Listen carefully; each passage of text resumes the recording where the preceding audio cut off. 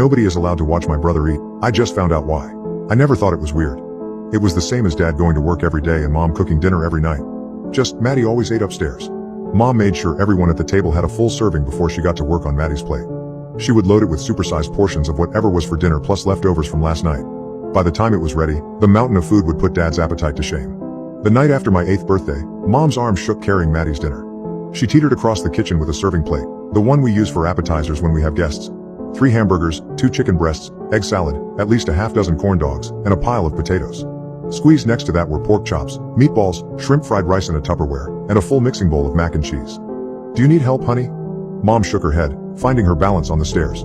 "Oh no, Mama's got it. Maddie's not feeling well today." "Don't stuff him now." I turned to Dad. Frankly, I was in a bad mood. Maddie hadn't wished me a happy birthday yet. In fact, he hadn't come out of his room all day yesterday.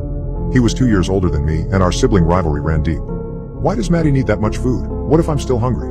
Why doesn't he just come down and eat it here? He's a growing boy, you know. Puberty's hitting him. That's a time when every kid undergoes remarkable changes. You'll see. He ignored my other question, so I asked again.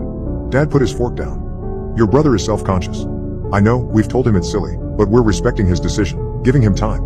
And you should too. He's your big brother, but he doesn't have one. What he's going through can be scary." I crossed my arms. "Sounds like a big baby." "Enough."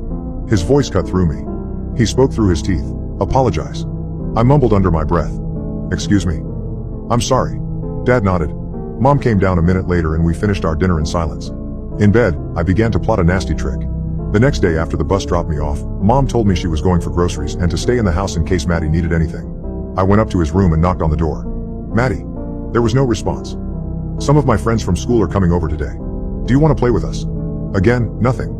I made a face and started down the steps. He wasn't making this easy. Halfway down the stairs, there was a sound from behind his door. "Maddie?" Something dragged a short distance before stopping. I held my breath, straining to hear more. A few seconds passed before I hopped the rest of the way down, confused but eager for my friends to arrive. Mom was in the kitchen preparing dinner when Hunter and Cody got dropped off. They popped out of an SUV Hunter's mom drove and waved, running towards the house. We played for a little in the yard while I explained my plan. Cody looked like he couldn't wait. "That doesn't sound nice." Hunter mumbled. "Maddie's never nice to me. Remember my birthday party? He didn't even go on the bouncy house." Cody piped up. "Yeah, we're not gonna hurt him, Hunter." A few more minutes was all it took to convince him. Then, dinner was ready. Mom tiptoed around the table, dispensing slices of brisket and spoonfuls of pasta with gravy and Italian bread. Cody and Hunter dug in immediately, in a few seconds vaporizing half their plate. I made sure to eat fast too, but kept an eye on Mom. She always put a lot of care into Maddie's plate. After she was finished, up she went.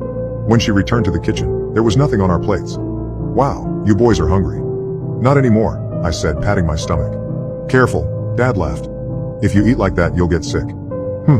I crossed my arms and scooted off my chair. "Come on guys, let's play in my room." "Alright, just don't bother Maddie while he's eating." We hid our smiles. We made sure our footsteps could be heard from downstairs walking into my room and loudly closed the door. Then, tiptoeing, we crept. Out of my room, down the hallway, until we were in front of Maddie's door. "I'm still hungry." Cody giggled through his hands. "Shh." I knocked quietly. "Hello, Maddie?"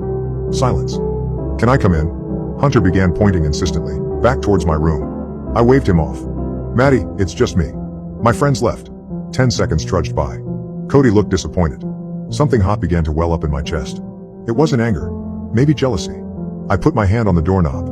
I got A's in all my classes and Mom and Dad would pat me on the head before mentioning how Maddie used to get A+S. Every day at school the teachers always asked, "How's Maddie doing?" I was the one who loved our dog Archie. The one we had to give away because he never stopped barking at Maddie's door. He doesn't play sports. He doesn't have any friends. He doesn't even go to school. He never comes out of his room. He was a good-for-nothing older brother.